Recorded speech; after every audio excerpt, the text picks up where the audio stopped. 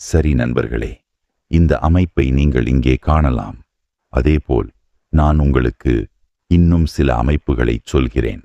அதைச் செய்த பிறகு உங்கள் ஆப்போ போனின் ஸ்பீக்கர் கொழுப்பாக இருந்தால் அல்லது ஒலி மிகவும் மெதுவாக வந்தால் எல்லாம் இப்போது நீங்கள் இங்கே ஒலி மற்றும் அதிர்வு என்பதை கிளிக் செய்ய வேண்டும். இங்கே நீங்கள் மீடியத்தை முழுமையாக்க வேண்டும். இதனுடன் கூட சில நேரங்களில் ஒலி குறைவாகிவிடும். இப்போது நீங்கள் கீழே வர வேண்டும். அதை இயக்குவதன் மூலம் உண்மையான ஒலி தொழில்நுட்பத்தை கிளிக் செய்ய வேண்டும். உங்களுக்கு 4 விருப்பங்கள் கொடுக்கப்பட்டுள்ளன. நீங்கள் அதை ஸ்மார்ட் அல்லது இசை கேட்பது, இசையில் ஒரு விளையாட்டை விளையாடுவது, ஒரு விளையாட்டில் அல்லது ஒரு திரைப்படத்தை பார்ப்பது, திரைப்படத்தில் செய்யலாம். அதை ஸ்மார்ட்டாக இயக்குவதன் மூலம் சாதாரண பயன்முறையில் விட்டுவிடலாம். இப்போது நீங்கள் திரும்பி வர வேண்டும். இப்போது நீங்கள் இதை கிளிக் செய்ய வேண்டும். இங்கே மோனோ ஆடியோ ஆஃப் ஆகிவிடும். நீங்கள் இதையும் இயக்க வேண்டும். இதுவும் ஒலியை மிகவும் சத்தமாக்குகிறது. இப்போது நீங்கள் மிக முக்கியமான அமைப்பை தேட வேண்டும்.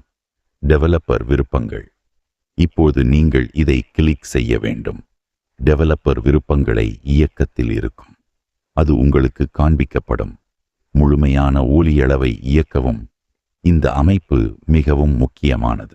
அது ஆஃபே செய்யப்பட்டிருந்தால் நீங்கள் அதை இயக்க வேண்டும். நீங்கள் இதை இயக்கியவுடன் உங்கள் ஆப்போ மொபைலின் ஒலி 10 மடங்கு வேகமாக மாறும். எனவே நீங்கள் செய்ய வேண்டிய அனைத்து அமைப்புகளும் இவைதான். எனவே ஆப்போவை எவ்வாறு வேகமாக சார்ஜ் செய்வது, ஹேங் சிக்கலை எவ்வாறு சரி செய்வது மற்றும் ஆப்போவின் பேட்டரி காப்பு பிரதியை எவ்வாறு அதிகரிப்பது என்பது பற்றிய வீடியோவை நான் எடுப்பேன்.